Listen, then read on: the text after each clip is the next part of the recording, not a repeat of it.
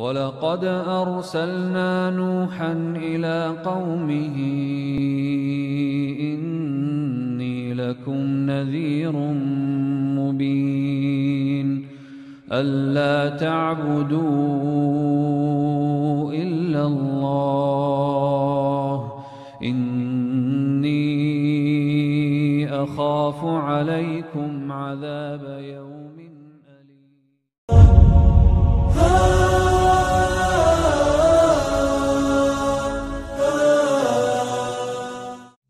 إن الحمد لله نحمده ونستعينه ونستغفره ونعوذ بالله من شرور أنفسنا ومن سيئات أعمالنا من يهده الله فلا مضل له ومن يضلل فلا هادي له وأشهد أن لا إله إلا الله وحده لا شريك له وأشهد أن محمدا عبده ورسوله لا نبي بعده أما بعد. Hadirin yang dimuliakan Allah, alhamdulillah kita bersyukur kepada Allah Subhanahu wa taala kembali dipertemukan di kesempatan malam hari yang berbahagia ini di dalam kebaikan dan takwa insyaallah taala. Semoga Allah menambah taufik dan hidayahnya bagi kita sekalian. Pelajaran kita melanjutkan mempelajari kitab Arba'in An-Nawawiyah, kitab yang disusun oleh Al-Imam An-Nawawi rahimahullah, berisi hadis-hadis Nabi SAW yang menjelaskan khususnya tentang pokok-pokok dasar dari agama kita yang mulia. Dan kita terakhir hadis yang keberapa? Kedua. Berarti sekarang ketiga ya? Berarti sekarang hadis yang ketiga. Baik, hadis yang ketiga, hadisnya diriwayatkan oleh Imam Bukhari dan Muslim. Berkata Imam Nawawi rahimahullah, an Abi Abdurrahman Abdullah ibn Umar ibn Khattab radhiyallahu taala anhu, dari Abu Abdurrahman bernama Abdullah, anaknya Umar ibn Khattab radhiyallahu taala anhuma. Abdullah bin Umar atau Ibnu Umar berkata, sami'tu Rasulullah sallallahu alaihi wasallam yaqul, aku mendengar Rasulullah sallallahu alaihi wasallam pernah bersabda, bunyal islamu ala khamsin, Islam dibangun di atas 5 perkara. Yang pertama, syahadati alla ilaha illallah. Yang pertama yaitu syahadat la ilaha illallah wa anna muhammadan rasulullah, dan Muhammad, dan juga syahadat Muhammad adalah rasul, utusan Allah Subhanahu wa taala. Yang kedua, wa iqamis shalah, Islam dibangun juga dengan menegakkan salat, ya. Yang ketiga, wa ita'iz zakah. Yang ketiga, Islam dibangun di atas menunaikan zakat. Yang keempat, wa hajjil bait, menunaikan ibadah haji. Yang kelima, wa shaumi ramadhana, melaksanakan saum Ramadan. Hadirin yang dimuliakan Allah SWT, hadis yang mulia ini jelas sekali penjelasan dari Rasulullah SAW tentang arkanul Islam, yang dibangun keislaman seseorang di atasnya. Dan kita tahu rukun dari sesuatu adalah apa-apa yang menjadikan sesuatu itu jadi tegak berdiri. Itulah yang namanya rukun. Bangunan ini punya rukun, yaitu pondasi-pondasi yang menjadi penopang, yang dengannya sehingga menjadi tegaklah berdiri bangunan ini dengan kekokohannya, karena pastinya ditopang dengan rukun-rukun itu. Kalau rukunnya kuat, maka insya Allah ini menentukan kekuatan bangunan tersebut. Kalau rukunnya lemah atau tidak tegak sebagaimana mestinya dari apa yang harus ada, maka bangunan itu tentu adalah bangunan yang terancam dengan kehancuran, terancam dengan kerusakan ketika ada sesuatu yang mengujinya dari angin ataupun gempa. Begitulah suatu bangunan dengan rukun yang ada padanya. Maksud dari ini semua ingin menggambarkan kepada kita sekalian, begitu pula dengan agama ini. Dia ibarat suatu bangunan yang kita membangun bangunan agama ini, dan bangunan itu adalah suatu bangunan yang harus ditegakkan dengan rukun-rukun yang menjadi rukun agama ini.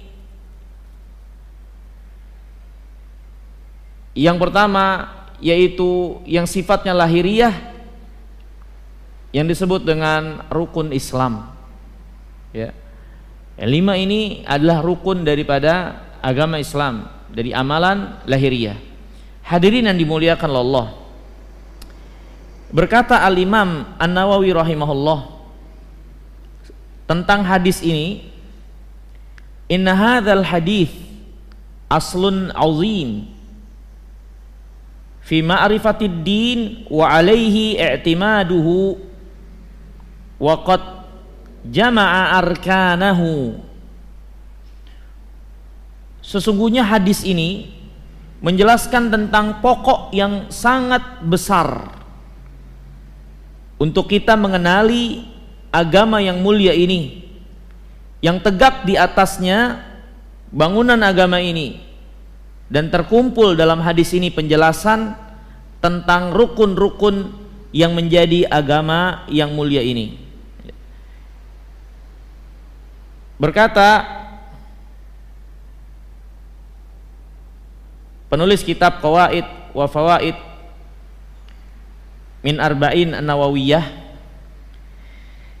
la yakunul abdu musliman illa bil qiyami bi asasin au bi ususin wa da'aima wa arkanil Islam. Seorang tidak menjadi seorang muslim sampai dia menegakkan asas pokok yang menjadi rukun dari Islam ini, allati bayyanaha Rasulullah sallallahu alaihi wasallam fi hadzal hadis.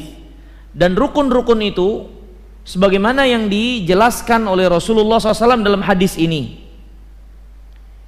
Wa mithlu salawat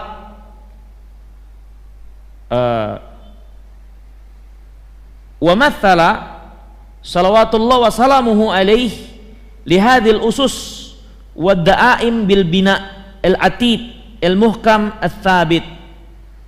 Dan Rasulullah SAW memberikan permisalan untuk kita pahami dengan baik rukun-rukun ini dengan bangunan, dengan suatu bangunan, yaitu maksudnya Rasulullah SAW menjelaskan kepada kita sekalian tentang rukun ini dengan kalimatnya bunia, Islam dibangun, ya, seolah-olah ingin menjelaskan kepada kita sekalian, dengan melaksanakan apa yang ada dari rukun-rukun ini akan kokohlah keislaman seseorang, akan tegaklah keislaman seseorang, akan solid keislaman seseorang dari apa yang dia bangun agamanya tersebut, ya. Alladzi la yaqumu illa ala qawaid wa illa inhara ala ahli. Di mana bangunan Islam ini tidak tegak melainkan dengan pondasi-pondasi yang kalau pondasi ini enggak ada maka hancurlah bangunan tersebut. Wa baqiyatu khisalil Islam al-wajibah mutammimah lahu. Sisanya dari perkara-perkara yang wajib dalam agama ini sebagai penyempurna dari apa yang menjadi pokok rukun agama ini. Kama annal bina lahu tatimmat daruriyah la yastaghnil abdu anha. Sebagaimana juga suatu bangunan tidak menjadi bangunan kecuali dengan penyempurna-penyempurnanya. Harus ada jendela, harus ada pintu, harus ada atap, ada tembok, ada ruangan-ruangan, sehingga dia menjadilah suatu bangunan. Begitu pula sisanya apa yang menjadi bagian agama kita. Walaupun tidak menjadi suatu rukun, tapi kewajiban-kewajiban yang lainnya nggak bisa kita remehkan begitu saja. Untuk menyempurnakan bangunan agama yang kita bangun, persembahan kita kepada Allah Subhanahu wa taala. Wa da'aim al-arba'ah al-madhkurah mabniyah ala syahadah. Li'anna Allah la yaqbalu minha syai'an duna syahadah. Rukun yang disebutkan oleh Nabi SAW ada 5. Dan keempat dari rukun ini yang menjadi pokok dasarnya adalah rukun yang pertama, yaitu kalimat syahadah.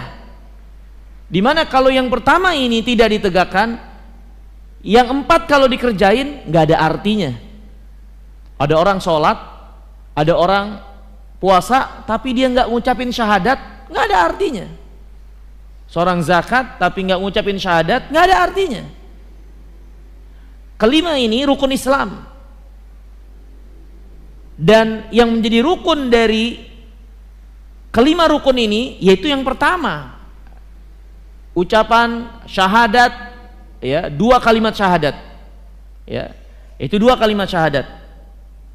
Kemudian kata penulis di sini, walam yadhkur an-nabiyyu sallallahu baqiyata arkanil iman wal wajibat. Dan Nabi SAW tidak menyebutkan dalam hadis ini rukun iman dan kewajiban-kewajiban yang lain. Li'annal iman bi anna Muhammadan Rasulullah SAW mustalzimun li jami'i ma dzukira min mu'taqadat wa ibadat. Kenapa Nabi SAW kok tidak menyebutkan tentang rukun Islam dan bagian-bagian lainnya dari agama ini? Karena syahadat seseorang ketika dia bersaksi Muhammad adalah utusan Allah, terkandung di dalamnya dia harus mengimani apa yang dibawa oleh Rasulullah SAW dari keyakinan dan ibadah. Hadis yang mulia ini bukan berarti mengesampingkan perkara-perkara yang lain dari agama kita, termasuk di dalamnya adalah hal-hal yang sifatnya berupa keyakinan, khususnya arkanul iman, rukun iman.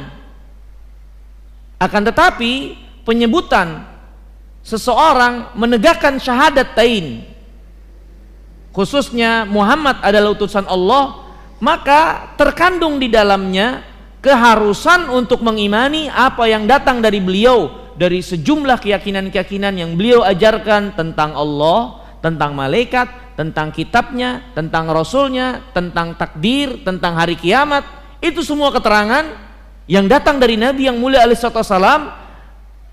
Perwujudan persaksian kita Muhammad adalah utusan Allah harus menerima, meyakini apa yang datang dari beliau dari khabar tentang perkara gaib, arkanul iman yang harus kita imani. Maka tidak disebutkan bukan berarti mengesampingkan rukun iman, tapi ini sedang berbicara apa yang menjadi rukun lahiriah sehingga seorang terhitung masuk ke dalam bagian Islam yang dengannya dia harus membangun keislamannya, ya. Sisanya dari bagian syariat yang lain bukan berarti tidak ada, akan tetapi penyebutan bagian dari rukun Islam ini mewakili dari yang lainnya, khususnya syahadatain, khususnya 2 kalimat syahadat. Kemudian kata penulis di sini, kama lam yudhkar al-jihad atau lam yadhkur al-jihad, sebagaimana Nabi juga nggak nyebutin tentang jihad, padahal dia mungkin menjadi satu bagian yang wajib dalam agama ini dengan ketentuan kriteria yang telah disebutkan di dalam Alkitab dan Sunnah dengan syarat-syarat yang harus berlaku, ya. Kemudian hadirin yang dirahmati dan dimuliakan Allah Ta'ala, ini penjelasan dari muallif. Nazim Muhammad Sultan ya, berkaitan dengan sabda Nabi SAW ini ya, Bunyal Islam ala khamsin, dan hikmah Rasulullah SAW membatasi hanya penyebutan tentang rukun Islam bukan berarti mengesampingkan kewajiban yang lain, akan tetapi bagian dari rukun Islam ini di dalamnya sudah menjadi keharusan untuk kita mengimani bagian agama yang lain, khususnya persaksian Muhammad adalah Rasulullah, karena nggak ada arti ketika kita mengimani Muhammad Rasulullah tapi nggak mau mengimani apa yang datang dari Rasulullah Shallallahu Alaihi Wasallam. Kemudian hadirin yang dirahmati dan dimuliakan Allah Subhanahu wa taala.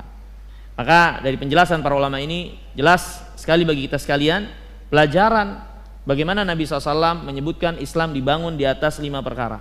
Ia menunjukkan apa yang disebutkan ini adalah pokok dasar terbangunnya bangunan keislaman seseorang. Dan ini juga menunjukkan bahwasannya kaum muslimin dengan apa yang mereka lakukan dari bangunan keislamannya mereka bertingkat-tingkat. Ya, tentunya seorang yang menyempurnakan apa yang menjadi rukun Islam akan berbeda ketingkatannya dengan orang-orang yang belum mengerjakannya. Ya, maka Islam memiliki tingkatan.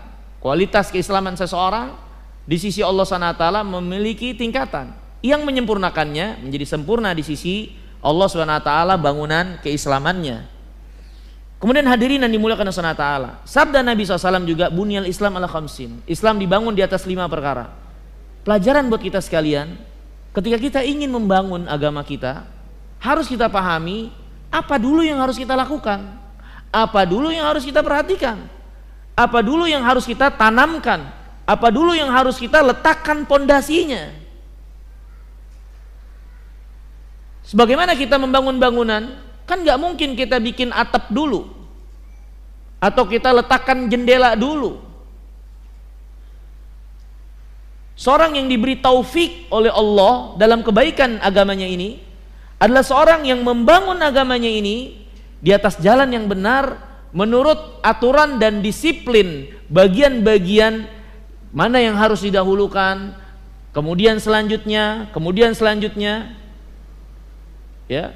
Jangan melompat sebelum saatnya, sebelum waktunya, walhal dia belum menyempurnakan apa yang menjadi asasnya. Ya. Maka ini sebagai isyarat bagi kita sekalian, pelajaran bagaimana kita membangun agama kita. Apa yang harusnya kita perhatikan terlebih dahulu dalam bangunan ini. Begitu pula dalam kita mengajarkan manusia tentang agama ini. Apa yang harus kita bangun manusia dari keberagamaan mereka? Mana dulu yang harus kita letakkan kepada mereka dari pokok-pokok dasar sehingga mereka membangun agama ini dengan baik dan benar. Ya. Kemudian hadirin yang dirahmati dan dimuliakan Allah Ta'ala, mari kita perhatikan rukun Islam ini. Yang pertama, syahadat la ilaha illallah. Persaksian tidak ada yang berhak disembah dengan benar kecuali Allah, dan Muhammad adalah utusan Allah SWT. Seperti yang dijelaskan tadi oleh para ulama, kalimat syahadat menjadi pondasi dari rukun yang lainnya. Gak ada arti rukun yang lainnya ketika 2 kalimat syahadat ini tidak diucapkan. Yang perlu kita pahami juga dengan baik makna dari kalimat syahadat. Syahadatu alla ilaha illallah.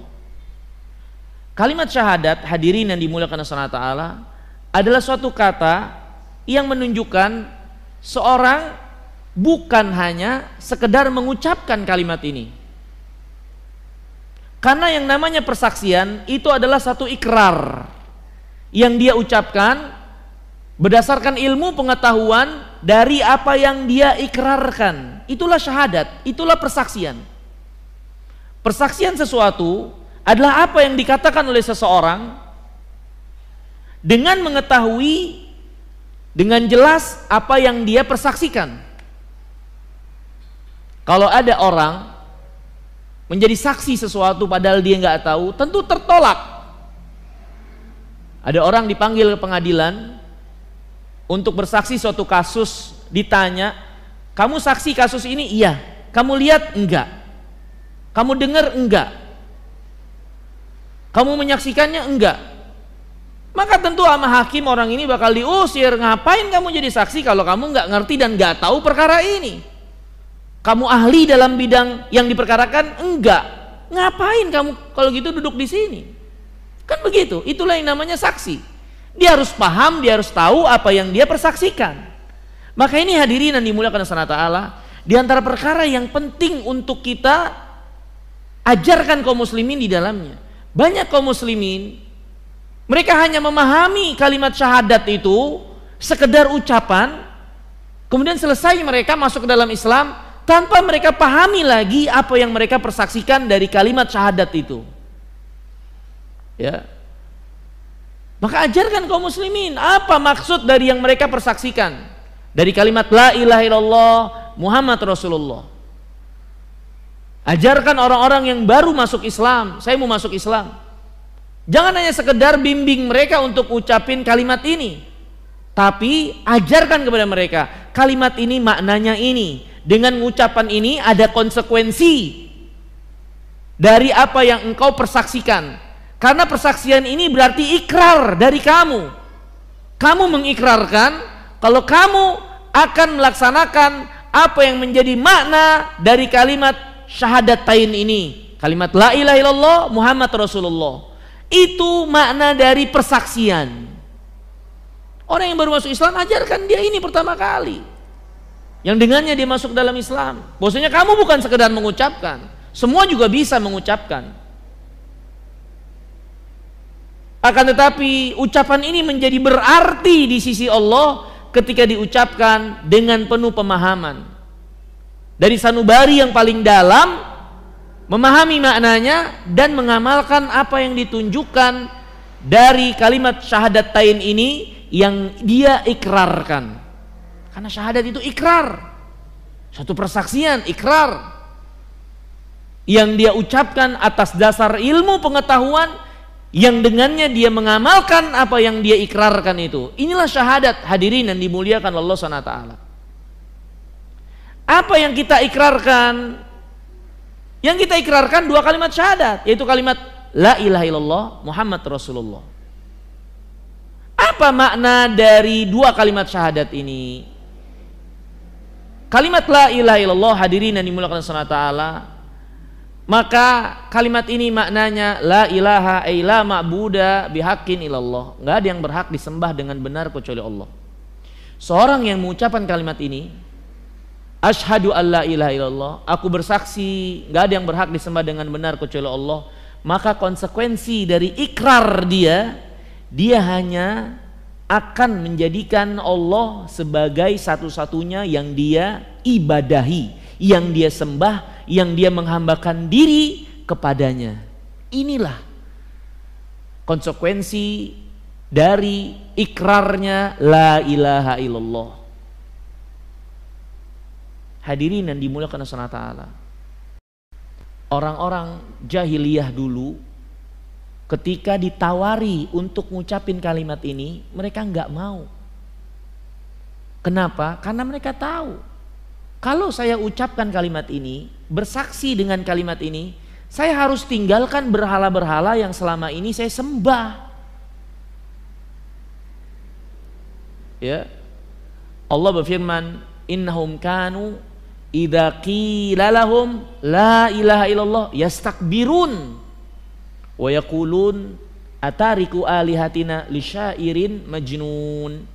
Mereka orang-orang jahiliyah dulu pada zaman Nabi, orang-orang musyrikin, kalau dikatakan kepada mereka la ilaha illallah, ini ucapkan kalimat la ilaha illallah, ini kalimat la ilaha illallah ucapkan oleh kalian, mereka sombong, gak mau menolaknya dan gak mau mengucapkannya. Seraya mereka berkata, atariku alihatina lisyairin majnun. Masa kita harus meninggalkan Tuhan-Tuhan yang banyak ini karena ajakan penyair gila? Muhammad dikatakan penyair gila. Kenapa mereka menolak untuk mengucapkan kalimat la ilaha illallah? Karena mereka paham maknanya dari kalimat ini. Mereka orang Arab tulen. Mereka paham makna syahadat, di mana dengan ikrar ini konsekuensinya Apa yang selama ini mereka sembah, yang mereka ibadahi dan menghambakan diri kepadanya, yang mereka mencintai dengan kecintaan yang di dalamnya adalah ibadah, mereka harus tinggalkan dan hanya persembahkan ibadah apapun bentuknya kepada Allah saja, sehingga mereka nggak mau. Inilah syahadat la ilaha illallah, di mana dengan bersaksi dan berikrar kalimat ini, seorang berarti menyatakan saya hanya akan menyembah dan mempersembahkan seluruh ibadah saya kepada Rabbul Alamin, kepada Allah SWT. Sebagaimana Allah berfirman, "Qul," ucapkan oleh Muhammad, katakan, "Inna salati wa nusuki wa mahyaya wa mamati lillah." Salatku, sembelihanku, hidupku, matiku, yakni penghambaan diriku, ibadahku. Salat, sembelihan, yang ini adalah bagian dari ibadah. Lillah, semua untuk Allah. Dalam rangka menghambakan diri kepada Allah. Bahkan hidupku untuk Allah SWT. Yang aku melaksanakan hidup ini dalam rangka menghambakan diri kepada Allah, yang memang Allah ciptakan kita untuk itu. Wa ma khalaqtul jinna wal insa illa liya'budun.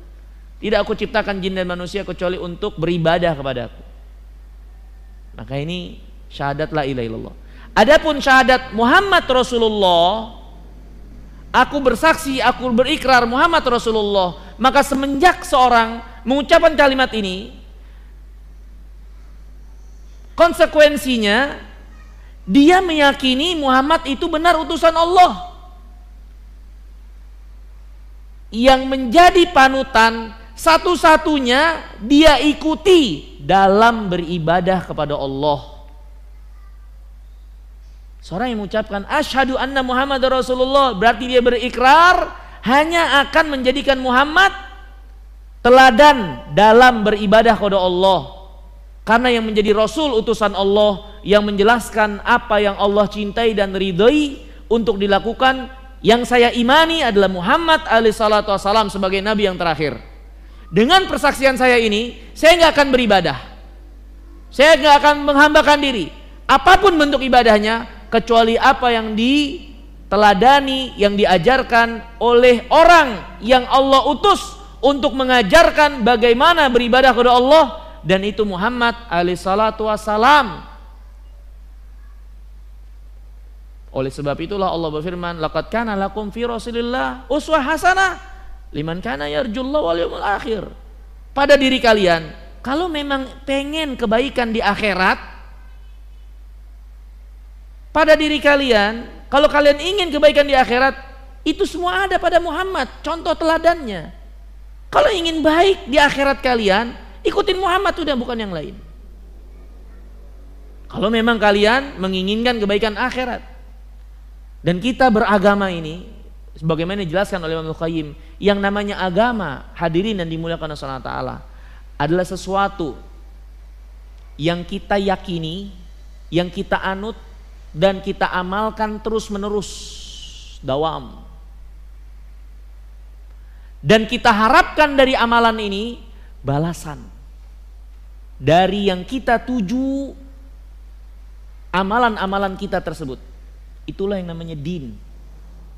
Yang namanya agama adalah ketundukan, ketaatan yang dilakukan oleh seseorang, yang dia harapkan dengan ketundukan dan taat itu balasan dari yang dia taat dan tunduk kepadanya. Itulah din, itulah agama yang dia lakukan terus-menerus, mendarah daging setiap harinya, yang dengannya dia beramal, yang menjadi karakter baginya keseharian. Itulah din, itu yang namanya agama ya.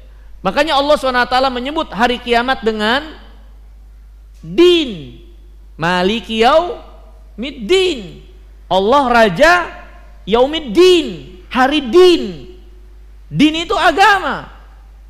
Apa yang dimaksud yaumiddin? Yaumul jaza, hari pembalasan. Karena yang namanya beragama adalah apa yang kita lakukan dalam rangka ketundukan, ketaatan, dan kita harapkan balasannya dari yang kita tuju keberagamaan ini. Itulah din ya. Nah hadirin yang dimuliakan Allah SWT, kita mau beragama dengan dapat kebaikan nanti di yaumuddin, di yaumul qiyamah, Allah telah katakan, kana lakum fi Rasulillah uswah hasanah. Bagi kalian pada diri Rasulullah sudah contoh teladan yang baik. Liman kana yarjullah wal yaumul akhir. Bagi orang yang menginginkan Allah dan hari akhir. Ini kebaikan di sisi Allah, ganjaran di yaumul akhir nanti. Udah nggak ada, Rasulullah yang kita harus ikuti. Dan ini yang apa yang kita ucapkan, asyhadu anna Muhammadar Rasulullah. Maka setelah ucapan ini, siapapun yang berkata, siapapun yang memutuskan, siapapun yang mengajarkan, siapapun yang menunjukkan kalau menyelisihi Rasulullah, nggak boleh kita ikuti, kita tinggalkan. Yang jadi Nabi Muhammad bukannya ustadz atau orang yang kita tokohkan, yang kita cintai. Yang jadi Nabi Muhammad alaihissalam. Adapun ustadz yang berdiri di tengah-tengah manusia, tugas mereka hanyalah menjembatani agar umat ini paham, ini loh yang diajarkan oleh Rasulullah, ini loh yang dicontohkan oleh Rasulullah, ini loh yang diinginkan oleh Allah. Ada dalam ayat Al-Quran ini, ada dalam hadis Nabi SAW yang sahih ini. Kalau Nabi mengerjakannya, itulah tugas seorang da'i, seorang ustadz. Adapun umat, nggak boleh dia ajak menghambakan diri kepada dirinya, mengikuti dari dirinya semata tanpa dia menjelaskan dalil bahwasanya ini datang dari Rasulullah sallallahu wasallamuhu alaihi. Dia nggak boleh seperti itu. Dan sebagai umat pun harus paham di mana posisi dai, di mana posisi ustadz, tokoh yang diikuti. Mereka kita ikuti dengan apa yang datang keterangannya dari Allah dan Rasulnya. Kalau nggak ada, nggak boleh diikuti. Hadirin yang dimuliakan Allah Subhanahu wa taala, para ulama menjelaskan ya firman Allah Subhanahu wa taala tentang orang-orang ahlul kitab terdahulu yang telah memalingkan ibadah mereka kepada selain Allah, menjadikan rahib-rahib, tokoh-tokoh mereka sebagai Tuhan selain Allah.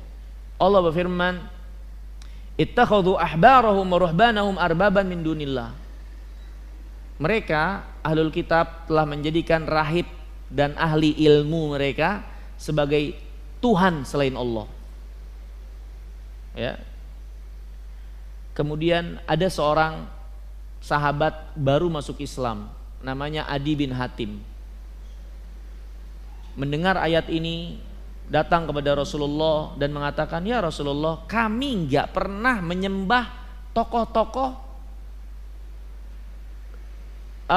pemuka-pemuka agama kami nggak pernah menyembah mereka, nggak pernah menjadikan mereka menjadi sebagai Tuhan. Kami kenal Allah, tapi kenapa dikatakan oleh Allah bahwasanya kami menjadikan mereka sebagai Tuhan? Maka kata Nabi SAW, bukankah kalian menghalalkan apa yang datang dari ulama kalian padahal Allah haramkan? Dan juga bukankah kalian mengharamkan apa-apa yang datang dari ulama kalian padahal Allah halalkan? Iya, kami ikutin aja begitu saja, karena kami percaya dengan kepercayaan berlebihan kepada dai-dai itu, padahal mereka tahu itu bertentangan dengan Allah, bertentangan dengan Rasulnya. Ya kami ikutin aja. Maka kata Rasulullah, wa tilka ibadatuhum, itulah bentuk penghambaan kalian, mempertuhankan mereka, tokoh-tokoh pemuka agama kalian. Maka ini hadirin, pelajaran dari Allah yang Allah ceritakan tentang ahlul kitab terdahulu, umat sebelum kita. Sebagai seorang umat, kita harus tahu posisi kita di mana. Kita harus tahu ustadz posisinya di mana, pemuka agama posisinya di mana, Rasul di mana, Allah di mana. Ya, Allah Subhanahu wa taala berfirman, inna arsalnaka bil haqq mubasysyiran wa nadhira litu'minu billah wa rasulihi wa tu'azziruh wa tuwaqqiruh wa tusabbihuh bukratan wa asila. Kami utus Muhammad dengan kebenaran, memberi kabar gembira dan memberi peringatan, kabar gembira bagi orang-orang yang mengikuti agama beliau dan mentaatinya, dan peringatan bagi mereka yang berpaling dari agama ini. Kemudian kata Allah, agar kalian litu'azziruh, agar kalian menolongnya. Ini menolong agama Rasul itu. Wa tuwaqqiruh, kalian hormati Rasul itu. Wa tusabbihu, dan kalian bertasbih kepadanya. Siapa yang dimaksud di sini? Tasbih kepada Allah, bukan kepada Rasul. Setiap pagi dan petang. Kata para ulama, ayat ini menunjukkan bagi kita sekalian, kita harus tahu menempatkan di mana Rasul, di mana Allah. Ibadah Allah. Rasulullah SAW kita hormati, kita muliakan, dan kita ikuti bagaimana beribadah kepada Allah melalui jalan beliau. Makanya ini dikatakan para ulama, dikatakan oleh para sahabat Nabi SAW, semua jalan yang dikatakan menyampaikan kepada Allah, mendekatkan kepada Allah, ibadah kepada Allah, tertutup, nggak nyampe kepada Allah kecuali jalannya Rasulullah Sallallahu Alaihi Wasallam, karena beliau menjadi utusan Allah dan paling tahu karena yang dapat wahyu, dan paling tahu karena beliau dapat wahyu bagaimana beribadah kepada Allah itu dengan benar. Maka semenjak seorang mengucapkan asyhadu anna Muhammadar Rasulullah, setelah ucapan ini dia berarti berikrar, saya nggak akan beribadah kepada Allah kecuali dengan mengikuti Rasulullah. Bukan mengikuti perasaan, bukan mengikuti hawa nafsu, bukan mengikuti orang banyak, bukan mengikuti tokoh atau ustadz, tapi mengikuti Rasulullah Sallallahu Alaihi Wasallam. Ini hadirin yang dirahmati dan dimuliakan salat kalimat syahadat, ya. Ini penting untuk kita pahami dengan baik dan ajarkan kaum muslimin kalimat syahadat ini, ya. Kemudian yang kedua dari rukun Islam, sholat. Sholat ini juga bagian yang sangat penting dari amal lahiriah. Sholat yang menjadi tiang agama, ibadah yang sangat istimewa, sampai-sampai perintah untuk kewajibannya langsung Allah memanggil Rasulullah SAW menghadap kepadanya pada Isra dan Mi'raj, naik ke langit ketujuh, Sidratul Muntaha, menemui Allah SWT untuk menerima titah sholat ini. Lihat betapa mulianya sholat itu, kewajiban yang gak pernah gugur bagi setiap orang yang balik selama masih memiliki akal sehat, atau mungkin dia haid. Selama memiliki akal sehat, ya, dan dia tidak haid, maka sholat tetap wajib. Mau dia miskin, mau dia kaya, mau dia sakit, mau dia sehat, mau dia mukim, mau dia safar, nggak ada alasan. Mau nggak bisa bergerak sekalipun, selama sadar, memiliki kesadaran, akal sehat, wajib sholat. Ini sholat sangat besar kedudukannya dalam agama kita. Di antara yang menunjukkan besarnya sholat ini, sampai-sampai para ulama berselisih, orang yang nggak ngerjain sholat keluar nggak ya dari Islam? Untuk kalimat syahadat jelas, orang yang meninggalkannya ya bukan Islam. Untuk sholat berselisih para ulama, ya, yang menunjukkan bahwasanya sholat ini suatu yang besar sampai menentukan keislaman seseorang, ya. Yang sangat disayangkan banyak kaum muslimin saat ini melalaikannya, ya, padahal sholat adalah sumber daripada kebaikan di dalam mencetak karakter seseorang, kepribadian seseorang dalam beragama, ya. Oleh sebab itulah Nabi SAW bersabda, awwalu ma yuhasabu bihil abdi yaumul qiyamah as-shalah, idza saluhat saluha sairu amali wa idza fasadat fasada sairu amali. Yang pertama kali Allah hitung, Allah koreksi dari hambanya adalah sholat. Kalau sholatnya baik, maka amal lainnya dihitung, dianggap baik. Kalau sholatnya jelek, amal yang lainnya dianggap jelek. Lihatlah, berarti sholat itu benar-benar membentuk pribadi seseorang. Sehingga kalau sholatnya baik, udah pasti baik yang lainnya. Kalau sholatnya jelek, pasti yang lainnya ketara jelek dengan sholatnya yang jelek itu. Karena sholat yang disyariatkan ini benar-benar akan membuahkan suatu kepribadian yang mulia pada diri orang yang menegakkannya. Perhatikan, pada diri orang yang menegakkannya. Karena rukun Islam, sholat ini bukan sekedar mengerjakan, yang diperintahkan menegakkan. Kok sekedar ngerjain, tapi dikerjainnya hanya zuhur saja, hanya maghrib saja, ya, maka ini bukan menegakkan sholat. Karena yang diperintahkan 5 waktu. Kalau dikerjain dengan asal-asalan tanpa wudu atau sekedar eling, maka ini bukan sholat. Karena menegakkan sholat adalah dengan syarat-syarat yang disempurnakan, rukun-rukun yang disempurnakan, dan kewajiban-kewajibannya, waktunya. Maka ini hadirin yang dimuliakan Allah Ta'ala, kalau sholat benar-benar ditegakkan oleh seseorang, akan berbuah-buah yang bagus dalam kepribadian. Karena tidak ada bagian dari syariat Islam, dari agama ini, kecuali Allah ingin membentuk suatu karakter yang terpuji dan mulia. Allah berfirman, inna sholata tanha anil fahsya wal munkar. Sholat akan menjauhi seorang dari keji dan munkar. Ini orang yang benar-benar negakin sholat, secara otomatis sholatnya itu akan menjauhkan dia, menjauhkan hatinya dari kecintaan, suka kepada keji dan munkar. Kalau dia benar sholatnya, akan Allah letakkan kebencian terhadap kekejian dan kemungkaran.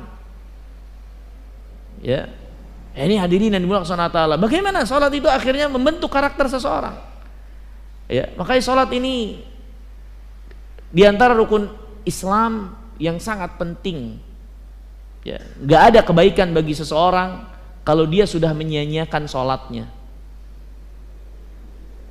Dulu pada zaman Nabi yang mulia alaihissalam, dilaporkan ada orang yang dia rajin sholat. Pokoknya sholatnya rajin, banyak sholatnya. Tapi dia masih suka berbuat kejelekan begini dan begitu, dilaporin sama Nabi SAW. Maka kata Rasulullah SAW, tamna'uhu ma taqul, akan menghalangi dia apa yang kalian laporkan dari kejelekan-kejelekannya. Ini selama dia terus mengerjakan sholat itu, cepat atau lambat dia akan meninggalkan kejelekan-kejelekannya.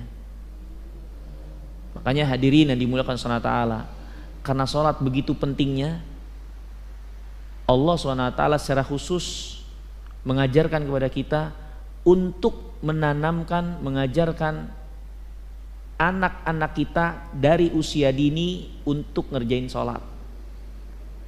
Dan ini nggak ada pada syariat yang lain.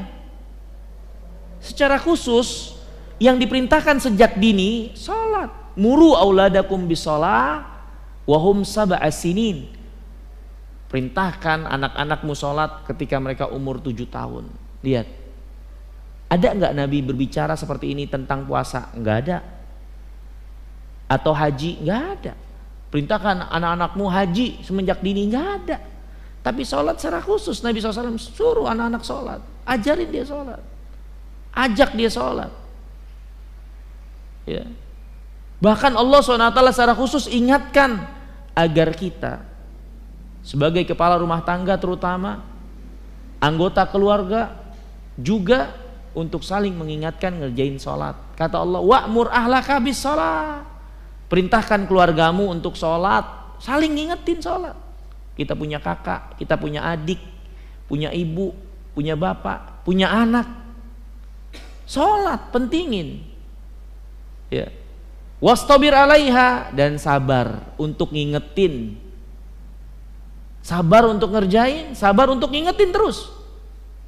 Makanya hadirin yang dimuliakan Allah, kalau kita punya anggota keluarga yang belum sholat, PR, selalu ingatkan mereka. Ya, jelaskan kepada mereka pentingnya sholat, keutamaan sholat, dan bahayanya meninggalkan sholat. Ya, dan jangan pernah bosan untuk ingetin mereka sholat. Kita punya anak yang malas sholat, terutama sholat subuh, bangunin. Bahkan kata para ulama, kalau ada orang sholat subuh, dia ke masjid, dalam keadaan anaknya tidur, selesai sholat dia harus pulang, bangunin anaknya. Karena memerintahkan anak untuk sholat wajib, adapun dzikir dia pada sholat nggak wajib. Kalau dia punya keadaan seperti itu, pulang ingetin istrinya yang mungkin masih tidur di rumah, yang dia tinggal sholat subuh, anak-anaknya juga yang dia tinggal sholat subuh dan ternyata belum bangun, putusin dzikirnya, pulang, bangunin mereka, ingetin mereka untuk ngerjain sholat, ya. Karena dzikir hukumnya sunat, sedangkan menjaga keluarga untuk sholat itu wajib. Karena perintah Allah, wa'mur ahlaka bis sholat, perintahkan keluargamu untuk sholat, ya. Ini hadirin yang dimuliakan Allah Subhanahu wa taala. Kemudian yang ketiga yaitu puasa, ya. Apa namanya yang ketiga? Puasa. Di sini disebutkan dalam hadis itu yang ketiga disebutkan pertama kali zakat. Nah, ini zakat. Ini zakat umumnya para ulama menjelaskan orang yang tidak mengerjakan zakat bukan karena menolak kewajiban, tapi karena malas atau lalai atau ngikuti syahwat. Maka para ulama mengatakan yang seperti ini nggak keluar dari Islam kecuali dia menolak kewajiban. Tapi dia mendapat ancaman yang besar. Sebagaimana yang datang keterangannya dari Allah SWT, hartanya yang wajib zakat tidak dia keluarkan, Allah akan panaskan yang dengan itu disetrika dahi dan punggungnya. Hadis Nabi SAW menjelaskan orang yang tidak membayar zakatnya maka harta simpanannya itu akan menjadi ular botak yang berbisa melilit dan menggigitnya. Ini dikatakan oleh Nabi SAW, ancaman yang besar bagi orang yang nggak mau menunaikan zakat. Dan untuk zakat ini hadirin yang dimuliakan Allah Taala, kewajibannya adalah ketika harta simpanan dari emas dan perak atau yang seperti emas dan perak dari uang sampai kepada nisab, senilai nisab yaitu 85 gram emas dan dalam kepemilikan 1 tahun, baru wajib untuk bayar zakat. Dan juga harta zakat yang wajib dizakati hanya harta-harta tertentu, emas dan perak atau yang berkedudukan seperti emas dan perak sebagai alat tukar yaitu uang. Kemudian hewan ternak, dan tidak semua hewan ternak, hanya hewan ternak kambing, onta, sapi atau sejenisnya dengan jumlah nisab yang dijelaskan oleh agama. Untuk onta 5 ekor minimal kepemilikan, setahun miliki unta 5 ekor maka ada zakatnya tersendiri, yaitu 1 ekor kambing, ya. Untuk sapi 40 ekor minimal, udah punya 40 ekor baru ada kewajiban zakatnya. Untuk kambing 120 ekor, dan ini hanyalah untuk hewan-hewan yang makannya itu digembalakan di padang rumput. Adapun yang makannya setiap hari dikasih sama tuannya, dikandangin, ini nggak kena zakat. Jadi ada ketentuannya. Kita nggak boleh sembarangan, ini harus zakati, ini zakati. Rumah nggak ada zakatnya, kuda nggak ada zakatnya, kendaraan nggak ada zakatnya, karena itu bukan komoditi harta wajib zakat. Komoditi harta yang wajib dizakati adalah yang emas dan perak atau yang berkedudukan seperti emas dan perak sebagai alat tukar, hewan. Kemudian untuk tanaman, ya, ini yaitu tanaman-tanaman yang menjadi bahan makanan pokok, ya. Ini hadirin yang dimuliakan Allah Taala.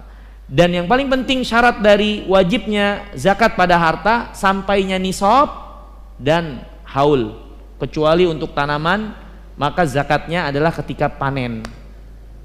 Dan ini ada pembahasan tersendiri tentang zakat. Walhal zakat ini harus kita bedakan dengan sedekah biasa. Karena zakat hukumnya wajib dan kewajiban ini sudah ada kriterianya. Kalau belum sampai kriteria maka nggak boleh kita bilang itu zakat. Seperti seorang hartanya belum sampai nisab, belum sampai 85 gram emas, maka nggak ada wajib zakat. Dan kita nggak boleh mewajibkan dia zakat. Seperti gaji seseorang tiap bulannya. Berapa gaji seorang? 10 juta?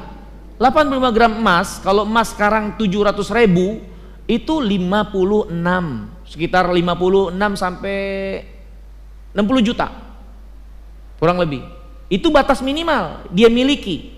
Baru ada kewajiban zakat kalau berlangsung 1 tahun. Nah sekarang dia gajinya cuma 20 juta, kita wajibkan dia zakat 2,5%. Dari mana kita boleh mengatakan itu? Kecuali 20 juta itu dia simpen sampai akhirnya berjumlah 60 juta, dan itu jadi simpenan tahun depan baru wajib dikeluarin. Tapi 20 juta dipakai, nggak ada sisa kecuali 1 juta sebulannya, maka nggak diwajibkan untuk bayar zakat. Kecuali 1 juta itu dia kumpulin terus sampai 60 bulan, 60 juta, dari titik itu tahun depannya baru wajib 2,5%. Nah begitulah keadaannya. Dan zakat itu mudah. Ini hadirin yang dimulakan Allah Ta'ala, ini zakat. Kemudian puasa, ya, selanjutnya itu haji. Dan haji juga kata Allah SWT, man istata'a ilaihi sabila, bagi orang yang memiliki kemampuan untuk pergi ke sana. Dan Nabi SAW mengajarkan kepada kita sekalian, menganjurkan untuk menyegerakan haji. Bagi orang yang memiliki kemampuan, segerakan, laksanakan haji. Nabi SAW perintahkan untuk haji. Bahkan ada ancaman dari hadis yang dihasankan para ulama. Kata Nabi SAW, barang siapa yang punya kecukupan, mampu, kelapangan harta, padahal dan dia belum melaksanakan haji, tapi dia nggak mau melaksanakannya, dia tidak melaksanakannya, padahal sudah cukup semuanya.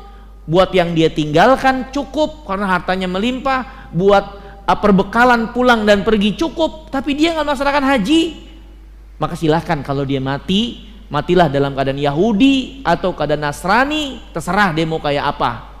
Ancaman dari Nabi SAW. Tapi ini bukan berarti orang yang enggak melaksanakan haji keluar dari Islam, enggak, kecuali dia menolak kewajibannya. Tapi kalau dia lakukan itu karena lalai, ya, karena lalai dan meremehkan, maka ancamannya berat sampai Nabi SAW mencelaknya. Udahlah, mati aja Yahudi, mati aja dalam keadaan Nasrani aja dah. Ini celaan dari Nabi SAW, bukan berarti dia keluar dari Islam.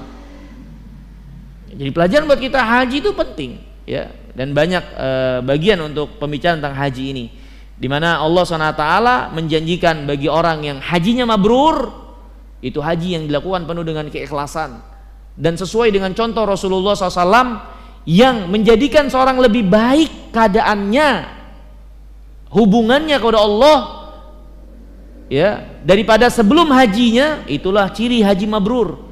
Dan haji mabrur kata Nabi nggak ada balasannya kecuali surganya Allah Subhanahu wa ta'ala. Kemudian rukun Islam yang kelima yaitu puasa, saum Ramadan. Ini ma'ruf bagi kita sekalian, saum Ramadan yang biasanya dibahas, ya, setiap tahunnya dalam targhib dan tarhib, ya, memotivasi dan mempertakuti kita untuk tidak meninggalkan puasa Ramadan ini yang menjadi satu kewajiban. Setahun sekali di bulan Ramadan kita berpuasa, itu menahan diri dari apa-apa yang membatalkan puasa itu dari terbit fajar sampai terbenam matahari karena Allah Subhanahu wa ta'ala. Saya kira kita tidak panjang lebar tentang masalah puasa. Dan untuk puasa ini kata para ulama, orang yang meninggalkannya karena lalai pun umumnya para ulama mengatakan nggak keluar dari Islam, tapi yang menolak kewajibannya itu keluar dari Islam. Jadi hadirin yang dimuliakan Allah Ta'ala, sampai-sampai para ulama ada yang mengatakan seperti ini, bahwasanya Nabi SAW mengatakan ada 7 golongan yang Allah SWT akan beri naungan nanti yaumul qiyamah. Di antara golongan itu adalah pemuda yang tumbuh dalam beribadah kepada Allah. Para ulama mengatakan beribadah kepada Allah seperti apa ibadahnya? Apa dia hanya diam aja di masjid, berkutat dengan ibadah dan enggak melakukan kegiatan yang lain? Sebagian para ulama mengatakan pemuda ini melaksanakan rukun Islam dengan baik dan benar. Sekarang apa rukun Islam yang harus dilaksanakan pemuda ini? Haji kemungkinan dia nggak mampu. Puasa setahun sekali dan itu mudah. Zakat kemungkinan juga pemuda ini kan nggak mampu. Maka paling 2 yang harus diperhatikan, 2 kalimat syahadat dan apa yang menjadi konsekuensinya. Yang kedua sholat. Maka barang siapa yang kehidupan masa mudanya berhiaskan dengan sholat dan menjaga apa yang menjadi konsekuensi 2 kalimat syahadat, dia bisa masuk dalam golongan orang yang akan diberi naungan oleh Allah karena kepemudaannya tumbuh dalam keadaan beribadah kepada Allah SWT. Ya, karena ini menjadi rukun Islam. Adapun yang lainnya yang bukan menjadi sesuatu yang wajib apalagi, maka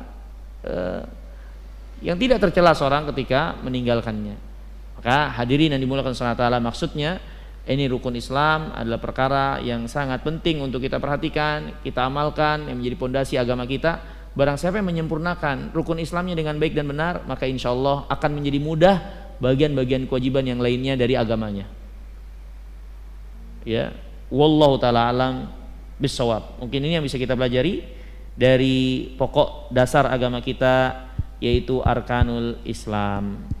Tentunya masih banyak pembahasan yang bisa dibahas, tapi inilah dari apa yang Allah mudahkan dari kesempatan malam hari yang mulia ini. Selanjutnya, kalau ada yang ditanyakan, ya dipersilakan. Min soal. Ada yang mau tanya? Silakan.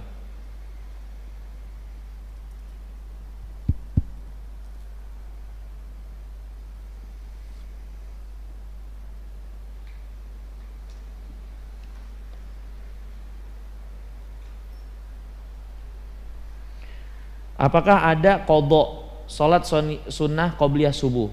Sekarang masalahnya, apa yang dimaksud dengan qadha? Apa yang dimaksud dengan qadha? Pahamkah kita apa itu qadha? Dalam agama kita mengerjakan ibadah ada yang namanya adaun, ada yang namanya qadha. Adaun adalah pengerjaan ibadah pada waktu yang ditentukan sebagaimana mestinya. Waktu yang ditentukan oleh syariat sebagaimana mestinya. Itu namanya ada. Adapun qadha adalah mengerjakan suatu ibadah di luar waktu yang semestinya. Itu namanya qadha. Jadi pertanyaannya, apakah ada qadha untuk qobliyah subuh? Itu mengerjakan sholat qobliyah subuh sebelum di luar waktu yang semestinya. Kapan qobliyah subuh itu dikerjakan? Sebelum sholat subuh kan? Nah sekarang ada keadaan seorang kesiangan bangunnya. Di sholat berjamaah orang-orang udah sholat subuh. Tentu dia nggak mungkin sholat qobliyah subuh di belakang. Tapi dia harus ikut jamaah. Ya, karena kalau sudah tegak jamaah nggak boleh lagi ada orang yang sholat sunat, harus ikut bareng. Kata Nabi SAW, idza uqimatis shalah fala sholata illal maktubah. Kalau sholat sudah ditegakkan, ini sholat wajib berjamaah, nggak ada lagi yang boleh sholat kecuali sholat wajib bersama imam. Ya. Nah sekarang dia telat, belum qobliyah subuh, keadaannya terlambat masuk masjid sholat subuh. Apakah bisa dia mengerjakan sholat qobliyah subuh itu ba'da subuh karena keterlambatannya ini telat bangun? Maka para ulama menjelaskan boleh, nggak ada masalah. Terutama bagi orang yang kebiasaannya itu melaksanakan qobliyah subuh. Dan Nabi yang mulia alaihi wasallam di antara yang menjadi petunjuk beliau yaitu mengqadha apa yang bisa untuk dikerjakan dari suatu amalan yang tertinggal karena uzur. Contoh misalnya, Nabi SAW pernah sholat ba'diyah asar. Istri beliau Maimunah bertanya, ya Rasulullah, kenapa engkau sholat ba'diyah asar? Bukankah kamu mengatakan atau melarang gak ada sholat ba'dal asar? Tapi kenapa kamu sholat ba'dal asar? Maka Nabi SAW menjelaskan, ini adalah sholat ba'diyah zuhur yang belum sempat saya kerjakan karena ada suatu keperluan, sehingga keluar waktu zuhur masuk waktu asar, maka harus melaksanakan sholat wajib. Maka akhirnya Nabi SAW melaksanakan qobliyah zuhurnya ba'da asar. Ini namanya qadha. Ini namanya qadha. Maka ini dalil menunjukkan bagi kita sekalian, untuk sholat sunat rawatib siapa yang tertinggal untuk mengerjakan dari waktu yang mestinya, dan itu adalah sholat yang biasa dilakukan, maka dia bisa mengqadha di waktu yang berikutnya ketika dia ingat atau punya kelapangan dia sholat. Seperti ini juga, yaitu qobliyah subuh. Tapi hendaknya jangan dilakukan di masjid, khawatir jadi fitnah, disangka kita ngulang sholat, menganggap sholat berjamaah yang tadi nggak sah, karena sholatnya sama-sama dua. Kalau mau ngerjain pulang. kerjaan di rumah, sehingga tidak menimbulkan fitnah. Tapi mengqadha dengan keadaan seperti tadi dibenarkan. Wallahu taala alam bisawab. Ada lagi mungkin?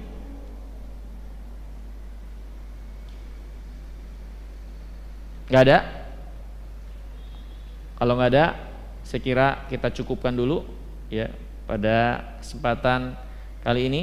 Insya Allah kita akan lanjutkan berkaitan dengan hadis yang keempat, ya, penjelasan tentang awal penciptaan seseorang di perut ibunya dan bagaimana iman kepada takdir Allah Subhanahu wa taala. Wallahu taala jalla wa ala wa alam. Subhanakallahumma bihamdika asyhadu an la ilaha illa anta astaghfiruka wa atubu ilaik. Assalamualaikum warahmatullahi wabarakatuh.